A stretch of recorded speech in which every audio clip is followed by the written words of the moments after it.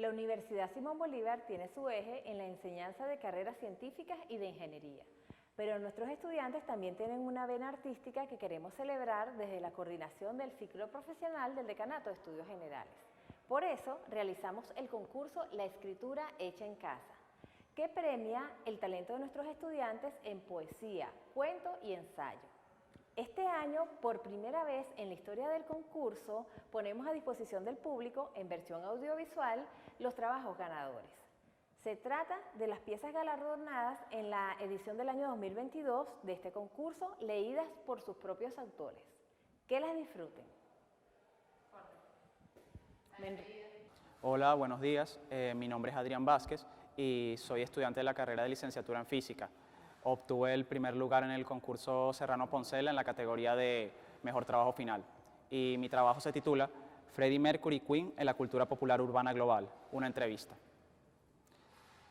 Para el año de 1977, durante la gira News of the World Tour del álbum homónimo, el cantante principal de la banda británica Queen, Freddie Mercury, acudió al programa australiano Countdown para ser entrevistado por el crítico musical Ian Molly Meldrum. En dicha entrevista se conversaron temas tales como la puesta en escena, material discográfico, el éxito de los singles, la interpretación de varias de las canciones y la evolución que la mencionada banda estaba teniendo, todo ello tras el éxito a escala mundial del álbum A Night at the Opera y News of the World. Dicho diálogo es bastante funcional para analizar la visión que Mercury tenía sobre el arte, la escritura de canciones, la producción y la relación artista-público que la banda Queen manejaba para el entonces. Adicionalmente, los postulados artísticos que de la entrevista pueden estudiarse y analizarse permiten comprender la influencia que en nuestros días tiene este grupo en la cultura popular. Ello ya que sus canciones han sido ampliamente utilizadas en series de televisión, películas, videoclips, espectáculos, entre otros. Y así, la figura de Mercury se ha hecho presente en elementos típicos del Internet, tales como memes y GIFs, lo cual le ha permitido a la población más joven conocerle. Antes de proceder, es imprescindible señalar dos aspectos importantes de la industria cultural. Primero, dicha industria, principalmente la de tipo musical, se ha caracterizado por ser una entidad cuyo objetivo principal es el de producir un beneficio económico. Ello debido a las exigencias de una sociedad en constante desarrollo. Por tanto, los artistas debieron siempre tener en mente que para vivir de la música era necesario crear composiciones de manera constante y en lapsos de tiempo muy cortos, las cuales al ser ya escuchadas por el público, este último las desecharía e impacientemente estaría esperando las próximas.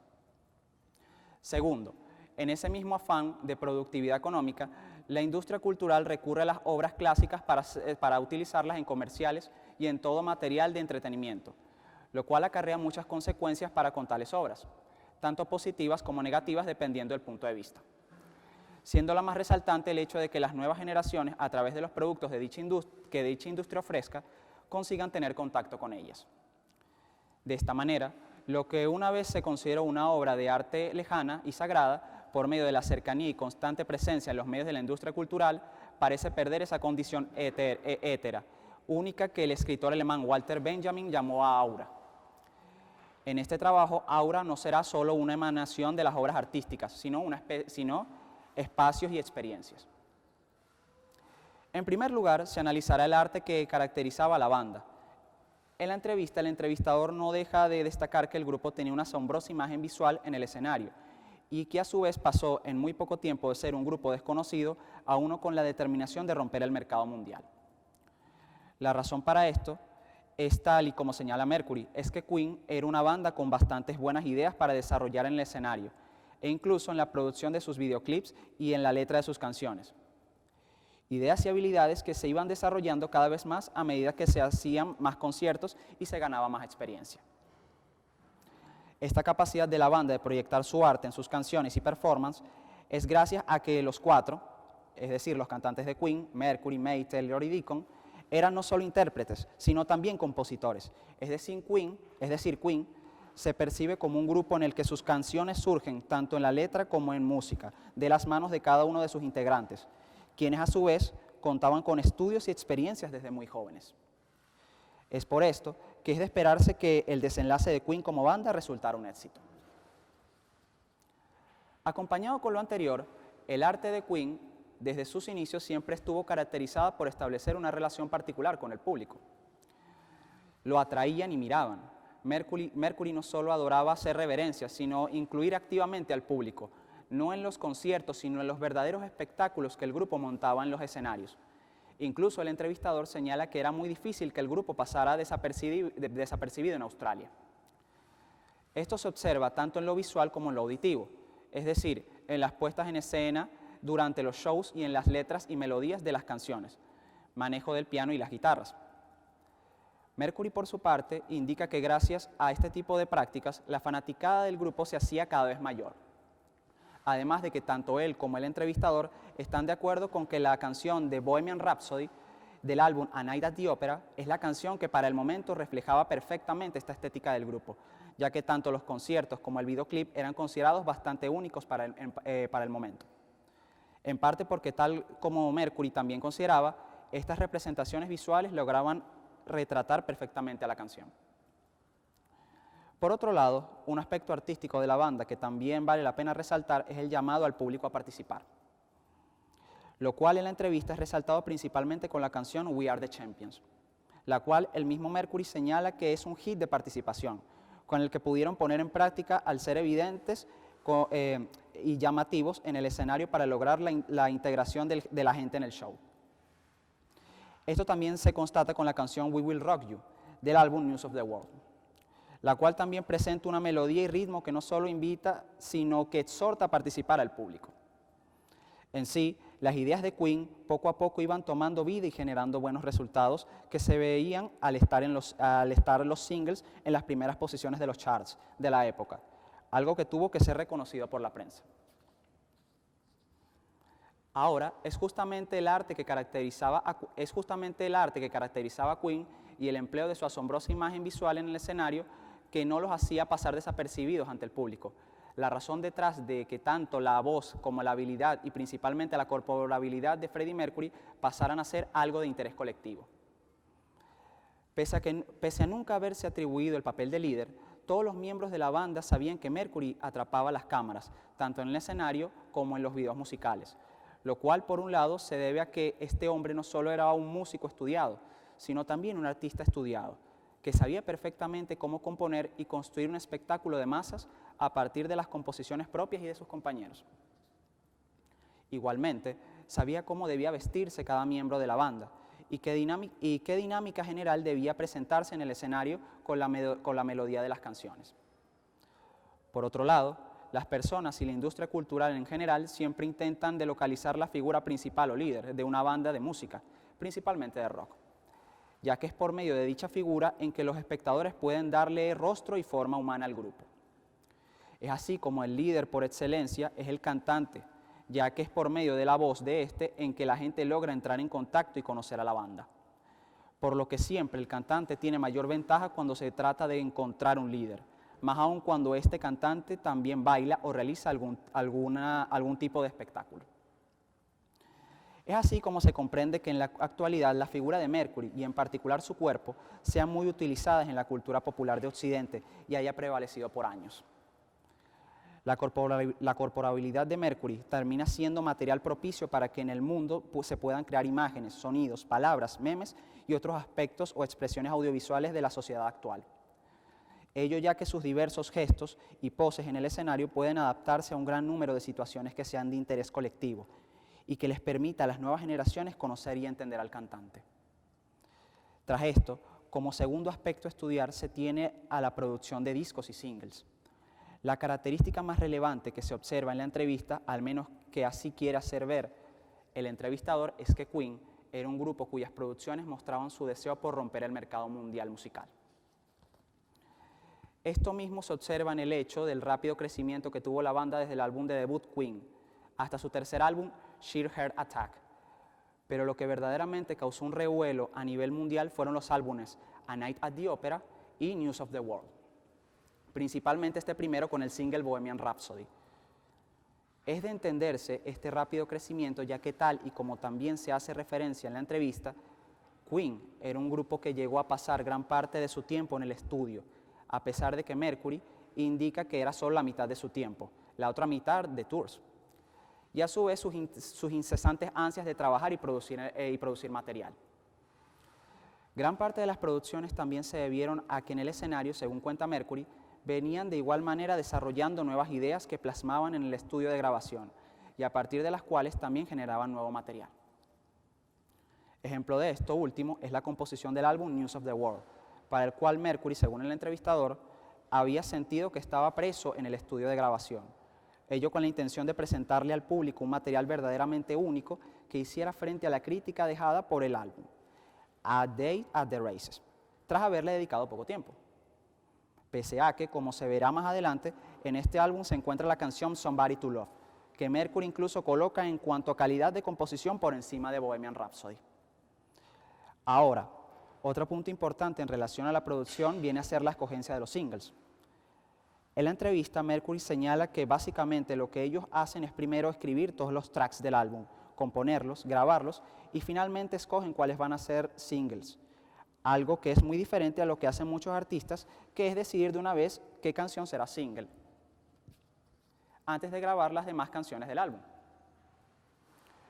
La razón para ello, según se explica en la entrevista, es para estudiar a fondo el álbum y determinar perfectamente cuál de las canciones es la más adecuada para la época en que se encuentran.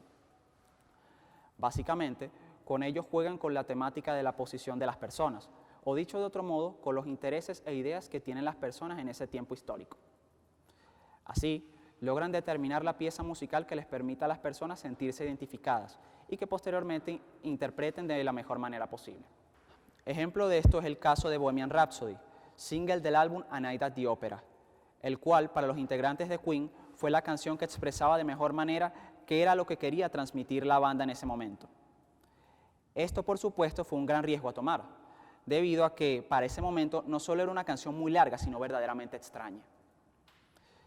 Dicho todo esto, se tiene entonces que el hecho de que Queen produjera sus discos y singles de la forma como recién se acaba de describir fue lo que los preparó para enfrentarse a la ya mencionada industria cultural, la cual exigía que el grupo empezase a realizar composiciones que dejaran de ser tan complicadas y en su lugar fueran más sencillas y comerciales si querían romper el mercado mundial.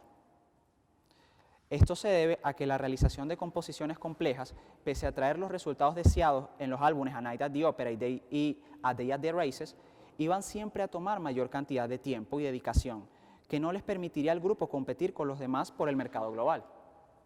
Sin embargo, ello no significaría que en los posteriores álbumes no hubiesen canciones complejas. Tal es el caso del álbum Hot Space, del año 1982, el más cuestionado del grupo, donde se encuentra la canción Under Pressure, una de las que se considera parte de las mejores del grupo. La razón para introducir este último señalamiento es que esta nueva metódica que adoptó el grupo a raíz de plantearse la necesidad de producir beneficios económicos y de quedar en la mente de las personas mediante la realización de canciones pegadizas, les permitió generar composiciones junto con varias las de carácter complejo, que en la actualidad la industria musical emplea en comerciales de productos, mensajes publicitarios y por supuesto en programas de TV y también de radio para justamente promocionar y atraer al público.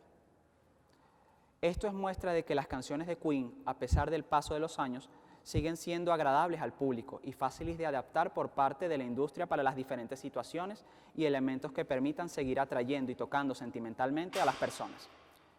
Y por supuesto, seguir generando dinero. Tras haber señalado lo anterior, como próximo postulado a analizar, se tiene la escritura de canciones de Queen. Mercury en la entrevista señala lo que ha de ser el aspecto más relevante en las canciones de la banda. Ello es que ellos siempre escriben canciones que dependan de quien las escuche para construir su interpretación. Igualmente, indica que tanto para ellos, los escritores, como para el público, que es quien las escucha, tal cosa es agradable porque de esa forma las canciones pueden ser de temáticas más divertidas y la libertad de interpretarlas permite un mayor disfrute y conexión con las mismas. Esto se debe a que la valoración de cada quien depende de su posición en el momento. Es decir, al conceder la banda al público la libertad de interpretar las canciones, ocasiona que éstas sean algo de valor para el público, ya que las interpretaciones siempre irán acorde a los sentimientos e intereses de quien los hace. Acompañado con esto, Mercury señala también que no hay necesidad de tomar sus canciones tan en serio. En parte porque él no puede ser tan serio y segundo porque hacer ello conllevaría abandonar la libertad de interpretar, cosa que no pretende la banda que el público haga. Esto último también explica por qué la prensa especializada en tal momento los criticaba mucho. Al no buscar interpretar libremente las canciones de Queen, sino al empeñarse en encontrarles un sentido lógico y único, las canciones perdían valor y por tanto no eran apreciables. El hecho de que cada quien consiga interpretar las canciones de Queen como desee, ya que estos músicos le dan la libertad al oyente, fue la principal causa por la que la música de este grupo ha logrado ser tan comercial. Ello ya que, como se ha expresado con anterioridad, la interpretación que le da cada individuo a sus canciones corresponde a la mejor versión que les parezca acorde a su visión en la realidad. Esto muestra, por supuesto, que Queen era un grupo que sabía hacer música que llegaba al público, una música que, pese a que en muchos casos no era tan compleja como en sus inicios, lograba apelar, afectar e interpelar a las personas. Es así como entra en juego la clave del éxito de Queen. El hecho de que el público podía interpretar sus canciones permitió que no solo fueran conocidos en su momento, sino que lograran crear un legado que hasta nuestros días prevalece. Dicho legado permanece en melodías e imágenes, ya que forman parte de un acervo musical que pertenece al mundo occidental en el mundo popular. Otro punto importante en lo que respecta a la manera y las ideas que tenían la banda al escribir sus canciones, que se puede evidenciar en la entrevista, es que al darles al público la libertad de interpretar las canciones, se origina un conflicto entre las concepciones del artista y las del público. Esto se debe a que la gente, sin importar qué tan duro se trabaje, pensarán siempre en términos de los hits anteriores y por tanto se pensará que una canción será mejor en todos los aspectos, mientras más grande sea el hit. Para Mercury depende del grupo y de los músicos determinar desde el punto de vista de la escritura cuáles canciones son mejores. Esto lo reafirma con la canción Bohemian Rhapsody, la cual, pese a haber sido un gran hit, para él pudo haber sido mejor en lo que respecta a la escritura que por su parte Somebody to Love. Es una canción mucho mejor y que verdaderamente refleja el progreso tanto de él como del grupo en las habilidades para escribir.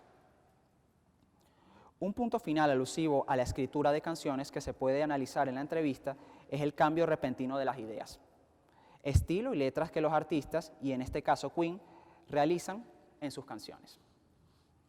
En la entrevista, este punto se introduce cuando el entrevistador pregunta sobre el álbum News of the World y el single We Are the Champions. Mercury señala que la banda, tras el éxito de A Night at the Opera, buscaban cambiar el aspecto de la escritura de tal manera que no utilizasen la misma vieja receta. En particular, se destaca el hecho de que tanto este álbum como single fueron bastante intrigantes por el hecho de que pudieron haberse interpretado tanto de buena como de mala manera, a lo que Mercury indica que ambos son una forma de mostrarle al público que ser una estrella de rock no es tan sencillo como ellos piensan, y que es interesante ver cómo relacionan ante canciones con estilos que en particular la banda no estaba acostumbrada a escribir. Las razones que parezcan explicar este aspecto reflejado en la entrevista yacen en la idea del aura.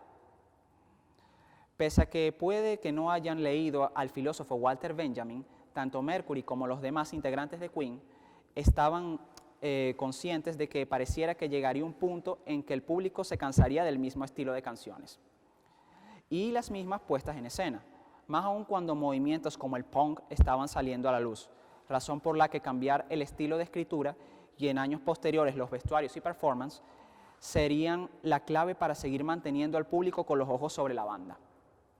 Esto se interpreta en que Queen estaba generando nuevas formas de experiencia del aura para dejar perplejos y alucinar al público, ya que, como es sabido, los humanos siempre buscan la manera de encontrar nuevas piezas originales que les permita experimentar el aura, cosa que con las copias no iba a conseguir. Tras señalados todos los puntos anteriores referentes a la escritura de canciones, es preciso indicar que ideas como esas fueron las que consiguieron que varias de las canciones de Queen consiguieran quedar perpetuadas en la cultura popular, ya que las personas las relacionan con situaciones específicas que pueden ocurrir perfectamente en sus vidas.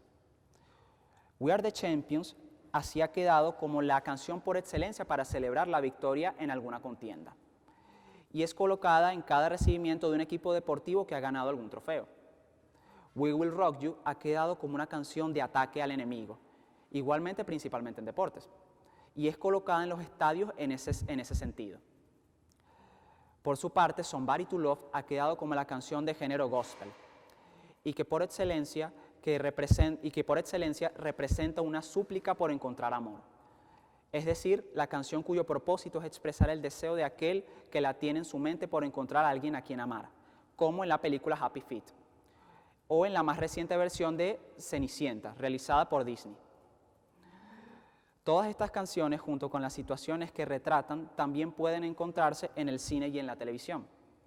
De esta manera, las canciones de Queen han sido utilizadas en numerosas ocasiones, tanto en series de televisión como en películas. Ejemplo de las mismas son Malcolm in the Middle, donde se consigue escuchar We Are the Champions; Happy Feet, donde aparece un cover de la canción Somebody to Love por Brittany Murphy; en la película I Know Pronounce You, Chuck and Larry, dirigida por Dennis Dungan en 2007, donde se escucha la canción Under Pressure, entre otros muchos ejemplos más.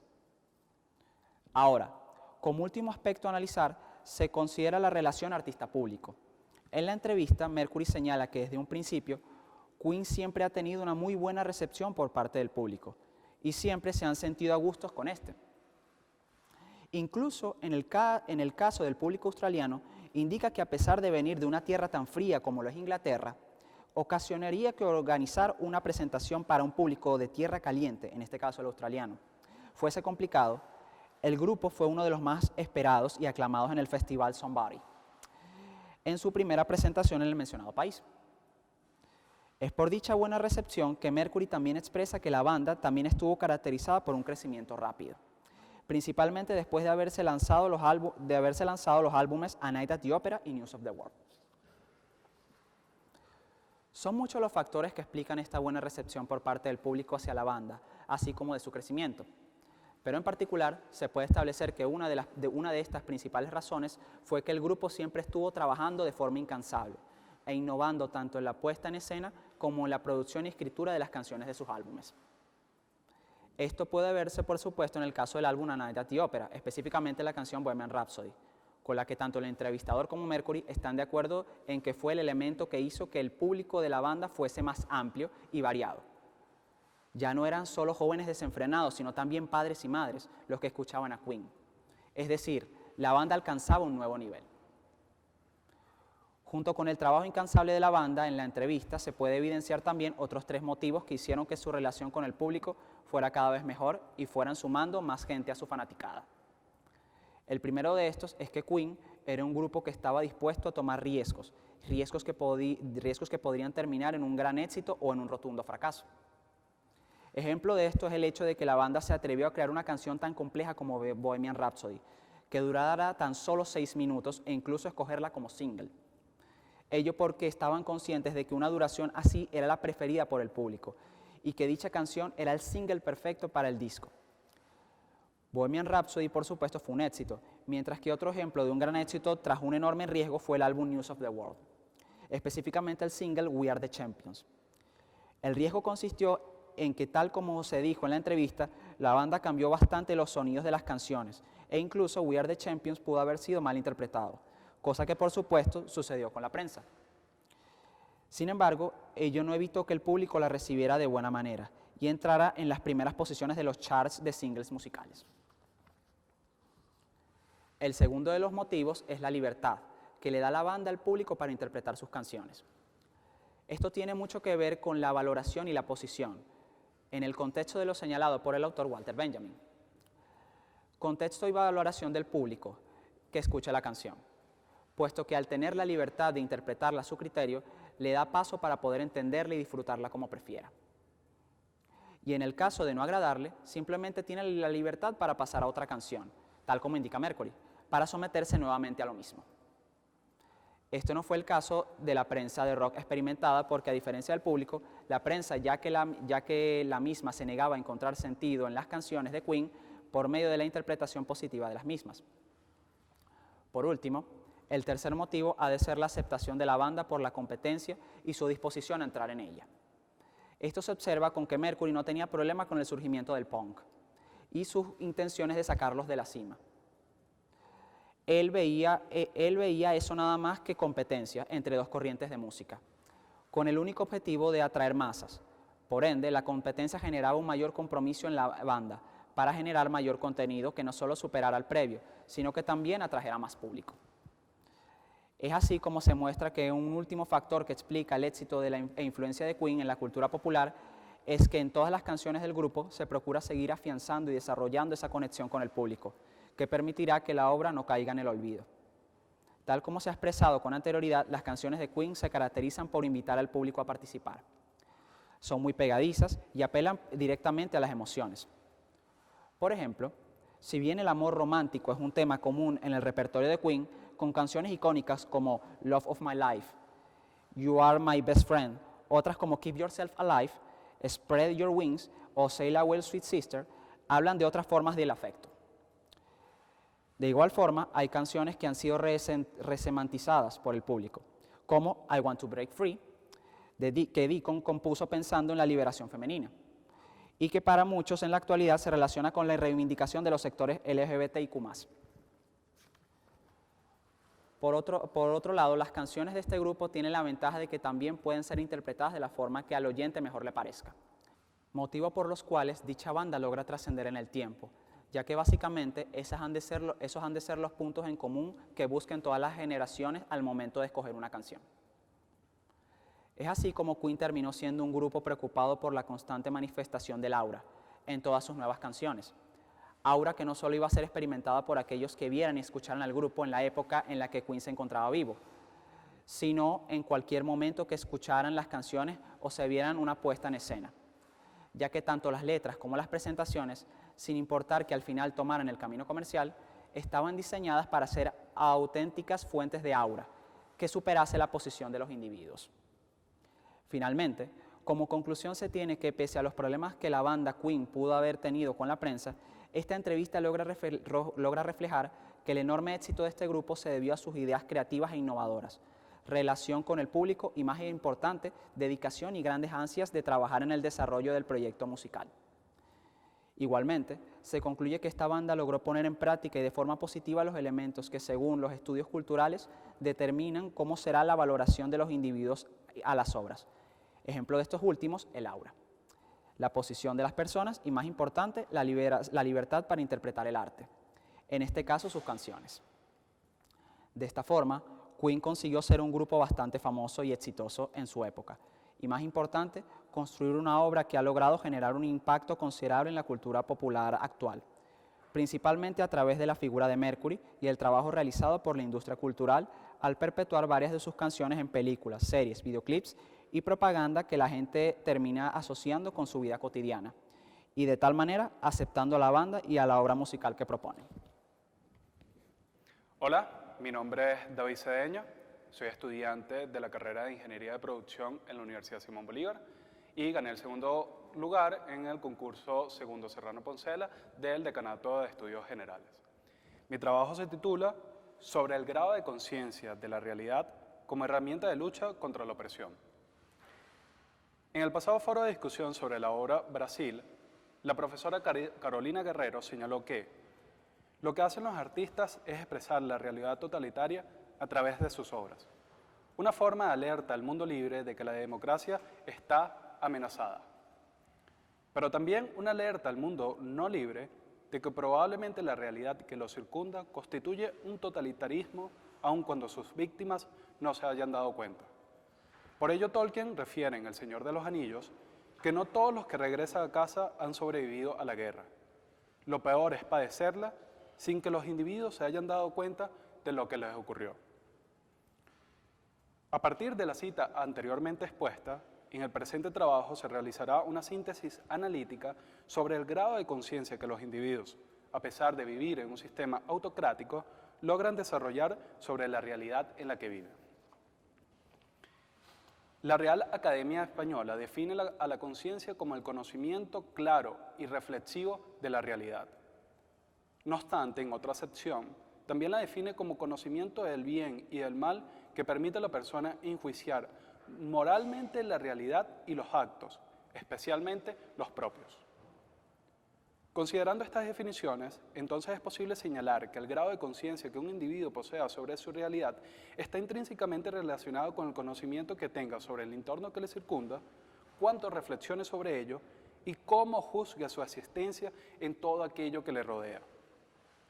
En sistemas donde se respeta y promueve la libertad, la pluralidad o el libre ejercicio de la reflexión, los individuos tendrán mayores posibilidades de alcanzar elevados niveles de conciencia sobre sí mismos y su entorno, pues se trata del desarrollo natural e inherente de toda persona.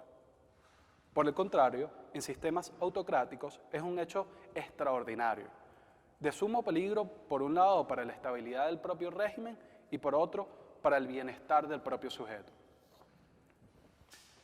Uno de los motivos por los que el desarrollo de la conciencia se vuelve un hecho extraordinario en regímenes autoritarios sea el fenómeno que Claude Lefort ha denominado como el negarse a pensar. El autor señala que en regímenes autocráticos existe una entrega al poder por parte del individuo, que viene acompañada de una inhibición propia al pensamiento y una servidumbre voluntaria. Si lo que señala Lefort no tuviese ninguna consecuencia para el propio sujeto ni los que le rodean, capaz esto pudiese ser aceptable. A fin de cuentas, cada quien debe tener la posibilidad de decidir cómo vivir. Sin embargo, a través de este fenómeno se genera un hecho trágico y paradójico. El sujeto colabora abiertamente con el régimen en su objetivo de perpetuar la opresión sobre él y los que lo acompañan. Identificar y explicar los diversos motivos que pueden llevar a esta inhibición del pensamiento significaría reunir a diversas áreas del conocimiento y se escaparía de los objetivos del presente trabajo.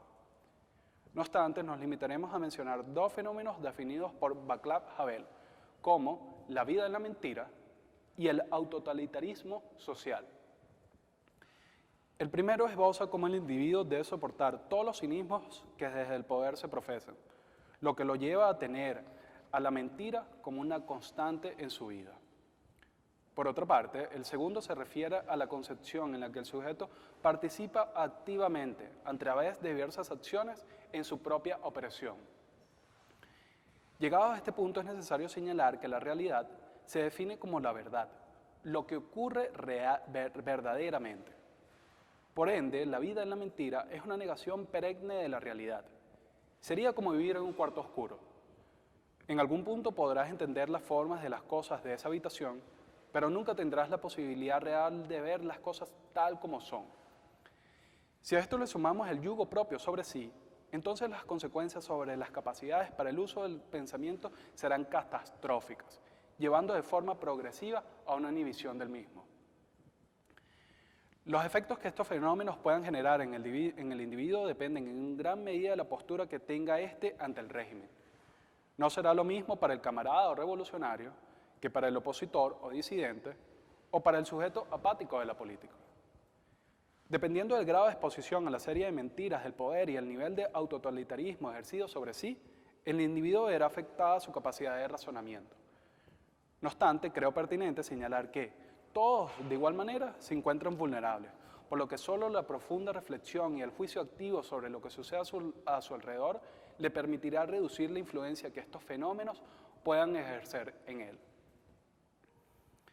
Si lo que nos hace seres humanos es la capacidad de hacernos conscientes de la realidad para poder incidir sobre ella, entonces el fortalecimiento de la conciencia es un ejercicio reivindicativo de nuestra propia naturaleza humana. En sistemas opresivos, las batallas entre el régimen y el individuo no solo se dan en el plano de lo palpable, sino también de lo intangible. Pudiese señalar, si estaría en lo correcto, que en todos los países, sin importar el tipo de régimen que haya en él, siempre estarán presentes las dificultades materiales y buena parte de la vida del hombre será en la búsqueda de condiciones que le permitan tener una vida que tenga razones para valorar. La diferencia entre los sistemas libres y opresivos radica en que el individuo puede tener la garantía de que en el primero será respetada su dignidad humana y cuando eso no sea así tendrá los mecanismos y las instituciones para hacer valer sus derechos. Por el contrario, en los sistemas opresivos, además de todas las luchas con las que el hombre de por sí debe lidiar, también se incorpora el hecho de que desde el poder se atente contra su propia naturaleza humana. Por ello, lo despreciable de estos regímenes radica en esto último, su intención de enajenar al ser humano de su propia esencia con el propósito de perpetuarse en el poder e implementar su proyecto político, sin importar el daño que genere. Disminuir los efectos del sistema autocrático es menester de todo sujeto que viva en él. Viktor Frankl, al contar su experiencia dentro de un campo de concentración nazi, comentó que solo aquellos que se hacían conscientes de la realidad que vivían eran los capaces de sobrevivir a la enajenación humana a la que se vieron sometidos los judíos.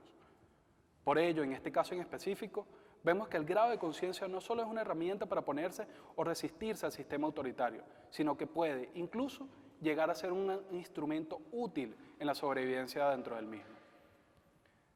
Alcanzar un nivel pleno de conciencia sobre la realidad es una meta prácticamente imposible de alcanzar.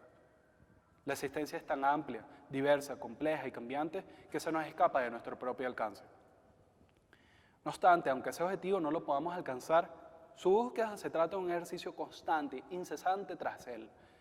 Debo señalar que el ser humano no sería capaz de estar plenamente consciente de lo que implicaría una realidad autocrática porque no estaría capacitado para asimilar tanto dolor, sufrimiento y, en definitiva, la tragedia que traen consigo este tipo de regímenes. Sin embargo, en la medida que el sujeto se desentiende del importante deber que tiene consigo mismo de ejercitar sus niveles de conciencia, más propenso será a su propia perdición. Por ende, aspirar a elevados grados de conciencia sobre la realidad en sí misma y aún ante regímenes opresivos se vuelve una herramienta indispensable para convertirse en un agente activo de su existencia. No se trata de cambiar la realidad a la propia voluntad, pero sí de actuar conscientemente en procura de su mayor bienestar posible. A fin de cuentas, ante un régimen opresor, el hombre tiene el deber de mantenerse, en la medida de lo posible, vivo, libre y fuerte. Ante tal obligación debe procurarse todos los mecanismos y herramientas que estén a su alcance. ¿Qué más a su alcance para vencer al régimen, momento a momento, que en su propio ser interior? Muchas gracias. Soy Daribet Barrios, estudiante de la licenciatura en Biología de la Universidad Simón Bolívar, ganadora del concurso La escritura hecha en casa, mención poesía. Mi poema se titula Deprecación. Déjame quererte como las polillas a las cosas viejas, como la noche abraza las estrellas, como mi cabeza quiere mi almohada, como las ruedas a un bache en la carretera. Déjame pensarte como los niños la tabla del 7, como los panaderos a un porcentaje, como los economistas al dinero, como mis respuestas a tus mensajes. Déjame sentirte como las abejas a una flor, como la lluvia a nuestras cabezas, como el humo de un cigarro a tu garganta, como mis pies a la tierra. Déjame tenerte como el universo tiene al sol, como el cielo a las nubes, como el mar a las olas. Déjame dedicarte un verso más, aunque no lo comprendas. Sinceramente, no importa. Déjame sentirte en colores, respirarte en palabras, mirarte a ciegas, pensarte a gritos. Soy Ariadna Rondón, estudiante de Ingeniería de Materiales de la Universidad Simón Bolívar, ganadora del premio La escritura hecha en casa, mención cuento. Mi cuento es Por encima de las nubes. Recuerdo que a Delia le gustaban las naranjas, es más, eran su fruta favorita. De haber estado el mundo hecho de naranja, ella lo habría devorado a mordiscos. Una mañana plena para Delia consistía en tomar una, sentarse en el pequeño taburete rojo frente al ventanal y admirar las vistas mientras se las comía. Aún así, sus gustos por las naranjas eran minúsculos en comparación a cuánto Delia amaba vivir en las alturas. Nació siendo afortunada, en un piso 60 de una de las mejores torres de la ciudad, donde apenas podías distinguir la vida que debajo concurría. La caracterizaba una profunda ignorancia, como cualquiera de su piso, y es que en estas ciudades en el aire el vértigo parece ser colectivo, mirar hacia abajo es casi un delito y Delia nunca ha sido una criminal. Llano Coseveida es una de tantas ciudades en las nubes. Fue en tiempos pasados cuando los antiguos vivían al ras de la superficie, uno junto al otro, pero ya es de hace mucho que eso ha cambiado, si es que es verdad que alguna vez fue así. Actualmente residimos en torres, gigantes rascacielos interconectados por túneles y puentes, niveles por encima de la tierra. El aire está repleto de cosas para hacer, en especial mientras más arriba te encuentres. Allá, en la cima, los sueños ya no están en el horizonte lejano, ahí están en tu periferia entera, al alcance de tu mano. Las torres son vecindarios verticales, así los describen en los libros de texto, y así lo cantan las canciones en el jardín de niños. En la cima están los aray, disfrutan de la terraza, y dicen los más ingenuos que si extienden su mano al cielo pueden tocar las estrellas. Un aray tiene estrellas de mascotas. 10 pisos se extienden sus terrenos en cada torre, en su mayoría apartamentos vacíos. Debajo de ellos, pero en una condición no muy distinta, están los Eki, ahí donde Delia. Los Eki y los Aray viven en un mundo aparte del resto. Pueden ver el pico de la montaña a los ojos, mientras los demás estiramos el cuello, y son tan pocos que casi se conocen entre todos. La gran mayoría de habitantes en la ciudad son Hakiki, Yaota y sobre todo Isashi. Los Hakiki vivimos en el medio, los Yaota en la base y los Isashi fuera de la torre, igual que los antiguos. Es en la superficie en donde se siguen produciendo la mayor parte de las cosas. Allá están las plantas, las minas, la mayoría de los animales y muchísimas enfermedades. O al menos eso enseñan en las escuelas, no se habla mucho de los pisos inferiores. Claro, tiene sentido, ¿quién querría bajar? La meta es ir hacia arriba, como bien dice la madre de Delia, la señora Gloria, quien nació siendo yaota y ascendió poco a poco hasta que logró mudarse al piso donde ahora reside, como aquí, a punto de codearse con lo más alto. Son las personas que escapan de la base quienes peor hablan de ella. Al escuchar las historias de la señora Gloria, la bilis se te acumulaba en la garganta con la sola idea de bajar. Los pisos no son garantizados, así como se puede escalar, se puede descender. Debes procurar mantener tu posición siguiendo las reglas, trabajando duro y haciendo conexiones con las personas correctas. Pero si tu deseo es subir, eso no basta. Necesitas ir más allá, algo que la gran mayoría de nosotros no tiene los recursos para hacer. Con el fin de promover la igualdad de oportunidades, existen los CARIs, concurso anual de repartición de inmuebles, una oportunidad como ninguna otra. Es así como la señora Gloria pasó de yaota a jaquiqui y con trabajo duro y más sacrificios de lo que una vida debería tener, terminó ascendiendo sin necesidad de ganar otra vez, algo que es casi inédito. Como ex ganadora del CARI, se le dio la oportunidad de ser parte de la junta de organizadores para esta entrega anual y como toda madre habría, ella involucró a Delia, nombrándola una de las secretarias de la junta. Delia reflexionó por días en mi habitación acerca de cuán tediosa la idea le parecía. Ella siempre ha sido hermosa e inteligente, pero secretaria parecía ser algo muy bajo para ella. No quise recordarle que yo misma era secretaria desde que nos graduamos. No hubiese aportado nada a la conversación. Su primera tarea importante fue recibir las solicitudes entrantes y organizar la base de datos con la ayuda de sus compañeros. Aburrida me escribía cuando veía un nombre gracioso o me preguntaba dónde quedaban algunos sectores que leían las direcciones de los postulantes. Siempre la ayudé y la motivé a continuar. No quería que renunciara y se perdiera una gran oportunidad como esa. La junta, en su mayoría, consistía de poderosos haray. Tal vez eran motivos egoístas, las cosas que la beneficiaban a ella indirectamente me podrían beneficiar a mí, pero aún así deseaba su bienestar. Tanta había sido la queja y el desinterés que cuando me llamó en medio del almuerzo para comentarme de un participante, con su voz empapada en curiosidad, casi brinco de mi asiento en alevosía, pero creo que eso habría sido demasiado. Oye, hay un chico aquí, pero nunca he oído de este sector, ni siquiera en otra torre. No lo encuentro en la base de datos. ¿Podrías ayudarme? Te envío su archivo por mensaje. Esa fue la primera vez que Delia me habló de Antonio. En aquel momento era un nombre que captó su atención, pero apenas un par de horas después ya era más que eso. Con la cara pálida me contó que había descubierto que era un Isashi, diciéndolo casi hasta con miedo, como si no pudiera creer que de verdad existían, como si todo este tiempo hubiese pensado que las naranjas crecían en el alféizar de su ventana, en el piso 60 de una torre, tan alejadas de la tierra. Su sentir sobre Antonio pareció oscilar cada segundo entre curiosidad e incredulidad. Si su solicitud había llegado hasta Delia, él ya había pasado por muchos controles, estaba en una de las últimas fases del proceso, y no era frecuente que un Isashi llegara tan lejos. No creo haber oído nunca que pasara en el segundo filtro. Pero Antonio era distinto, lo notaba cada vez que Delia me hablaba de él, cosa que se volvió cada vez más recurrente con el pasar de los días. Decidió ella misma ser quien escribiera la carta a mano para notificarle que había sido aceptado para tomar el examen de aptitud, necesario para ganar el concurso. Y en cuanto recibió la respuesta, vino emocionada a comentarme todo acerca de su letra y su hermosa forma de escribir. Yo no podría haberlo sabido en aquel entonces, pero hoy, después de haber leído las cartas que se intercambiaron, puedo entender que fue una dinámica como Jane y Tarzán, pero ella era Tarzán. El mero pensamiento de su auténtica ingenuidad sobre el funcionamiento del mundo me hace reír. Quisiera tener las cartas a la mano y poder plasmar más auténticamente lo que decían, pero deberé conformarme con lo poco que puedo recordar. Con el objetivo de acercarse más a Antonio, Delia propuso a su madre que la secretaría se encargara de llevar a cabo una especie de inducción a los concursantes, llevarlos a todos a un terreno medio en conocimiento, asegurando así que fuera un proceso justo. Probablemente fue aquella la primera vez que Delia habrá mostrado iniciativa en algo, y la señora Gloria, más emocionada que perro con dos colas, no dejó pasar el suceso. Por supuesto, mi amiga fue la consejera de Antonio, y más que al prepararlo a él, parecía solo hacer preguntas sobre cómo vivía, cada dato haciéndola menos ingenua, más conmovida y francamente menos Delia. Ahora sabía que el agua limpia no estaba garantizada allá abajo y que cada vez que contestaba el teléfono y dejaba el grifo abierto, estaba desperdiciando lo que para muchos Hisashi era el equivalente al agua limpia de un día. Horrorizada, me hablaba de cuánto era el sufrimiento allá abajo, que había descubierto lo que era el dengue, de cómo una simple fiebre era la causa de muerte de tantos niños, y lo avergonzada que se sentía de haber llorado tanto por su síndrome de túnel carpiano. Berreaba cuando me contaba de tantas minas que sepultaban hombres vivos, tantos campos de algodón donde niños malnutridos pasaban días y noches, tantas mujeres que eran víctimas de la explotación sexual.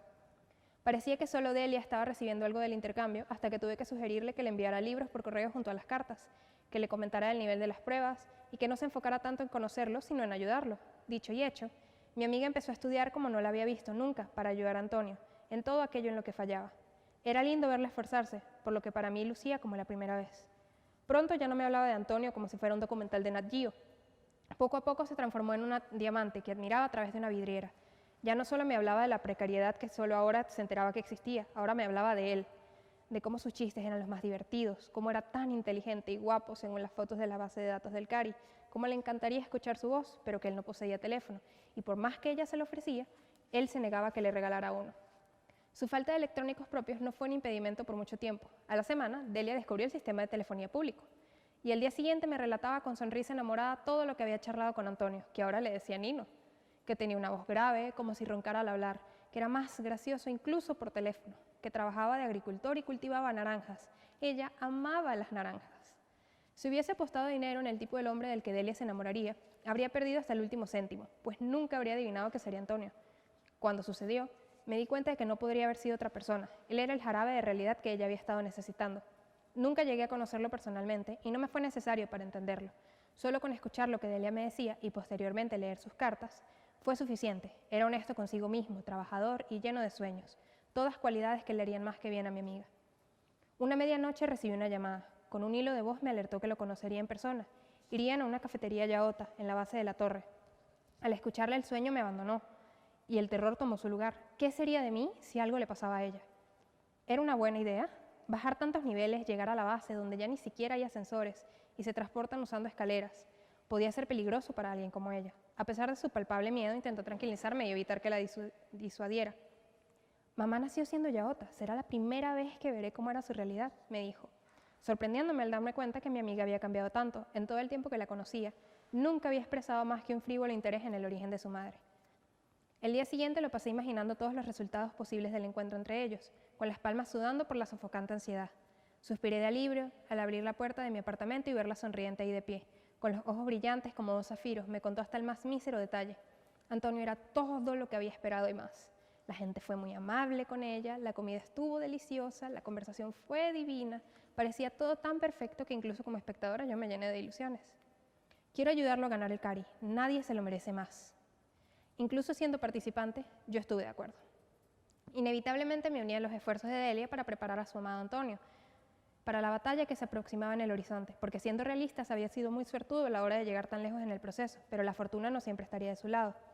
Se enfrentaba a pesos pesados, personas con mucha más preparación y cuyas posiciones les habían garantizado una base más sólida de conocimientos. Teniendo Antonio tan poco de dónde partir, era difícil contrarrestar la vasta diferencia. Haya sido un milagro o quizás nuestro magnífico trabajo, el esfuerzo fue suficiente y Antonio pudo seguir a la última fase, las entrevistas. Fue agridulce la noticia para mí, pero me alegraba que al menos él pudiera seguir adelante. No supe mucho de Delia por un tiempo. Me ocupé en mi trabajo y mis responsabilidades, sin duda buscando escapar la sensación amarga que se instauraba en mi pecho al verme despojada del fruto de mi trabajo. Inocente decidí que el año siguiente sería mi oportunidad con el CARI. Supuse que Delia siguió bajando y descubriendo más sobre la vida fuera de las torres, pero no podría afirmarlo como un hecho. De vez en cuando me escribía o me llamaba para pedirme consejo o compartir una breve conversación que no lográbamos extender más de un par de minutos por más que ambas intentáramos.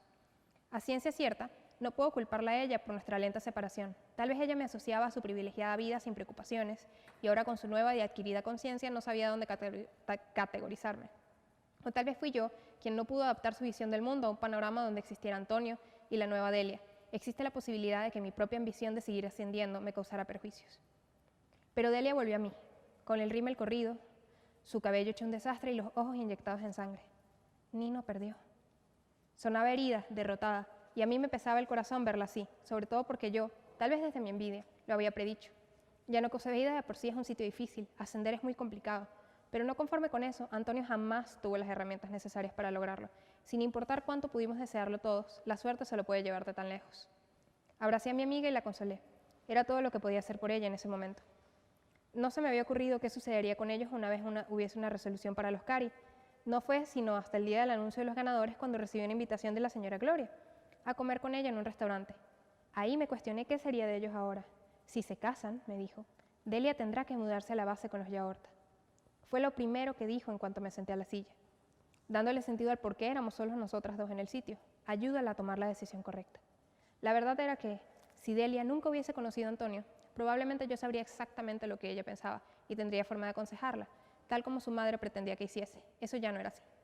Delia había cambiado y nuestro vínculo con ella, pero más importante aún, yo no sabía cuál era la decisión correcta. La última vez que hablé con Delia le llevé una cesta de naranjas que compré en el mercado. Amablemente me dijo que ya no le gustaban. Su figura era triste, encorvada, como si el peso de la torre completa hubiese caído sobre sus hombros. Nos sentamos frente a su ventanal, sobre su amado taburete rojo. El silencio era como un tercer invitado a nuestro encuentro. La conciencia, la diferencia entre nuestras clases ahora era un factor para nuestra amistad, algo que nunca había sucedido antes. No me dijo nada sobre Antonio, solo me entregó un sobre y me pidió que lo enviara. Y cuando decidimos que ya había sido suficiente de mirar las nubes sin nada que decir, nos despedimos en su puerta con la promesa de vernos pronto. El sobre tenía dirección y el nombre de Antonio. Y contenía muchas cartas, cada una de las que se habían enviado desde que se conocieron, casi como una línea temporal de los últimos meses. No pude evitar leerlas, supuse que por eso Delia había querido que yo las enviara, como si buscara que yo también supiera su decisión. La última carta era de mi amiga y estaba fechada el mismo día que consolé su llanto en mi habitación. La leí tantas veces que podría recitarla como si del himno nacional se tratase. Mi querido Nino, te he amado como un fotógrafo ama la naturaleza. Te admiro como quien admira una puesta de sol. Me has abierto la mente a un mundo que desconocía, me has llenado de las más inmensas alegrías y las más profundas tristezas. Si me quedase junto a ti, no hay duda que viviría cada día sintiéndome amada, con el corazón a punto de estallar de tanto sentir. Y quizás, si fuésemos otros, eso sería más que suficiente. Pero no somos otros. Soy Delia, una flor silvestre que ha nacido en cautiverio y que no sobreviviría a las adversidades de la naturaleza. No puedo seguir contigo, porque si lo hago, me casaré contigo y me perderé a mí misma, perderé todo por lo que mi mamá ha luchado. Desaprovecharé la gran oportunidad con la que he nacido y te condenaré a una vida en donde nunca lograrás saciar mi hambre. Si el mundo fuera un poco más justo, si la altura fuera un poco menos grande, lo nuestro funcionaría. Pero ya lo hemos comprobado, luchamos tan duro y siguen habiendo 60 pisos entre tú y yo. Seguiré luchando, tal vez así, otra Delia y otro Nino puedan tener estrellas de mascota. Te amaré por siempre, Delia. No sé señalar con exactitud lo que me impactó tanto de esa carta, pero sé que se sintió como una materialización de mis peores miedos.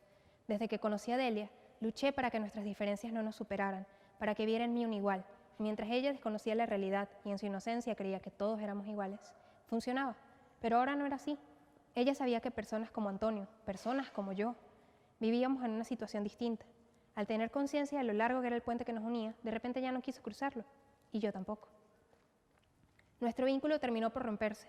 Una vez enviadas las cartas, no volví a saber nunca de mi antigua amiga, ni lo relacionado a ella. Salí ganadora del CARI y años después logré alcanzar todo aquello que en mi juventud me había propuesto. Hoy, después de mucho, vi a Delia en una junta de inversores para la firma que trabajo. Se veía cambiada, más madura, seria. Ha pasado tanto tiempo desde aquello que verla me causa nostalgia. Inevitablemente me he puesto a recordar los viejos tiempos y la forma en que culminaron. Delia ya no es secretaria, ahora es directora de una asociación que busca ofrecer el mismo alcance en oportunidades para aquellos que viven afuera de las torres y todos los que vivimos dentro. Veo a Delia frente a mí y detrás de ella veo las nubes. De repente tengo náuseas, el sudor frío me empapa la nuca. He pasado tanto tiempo distraída mirando lo cerca que ella está de la cima que ahora solo me doy cuenta de un hecho vergonzoso. Me aterran las alturas.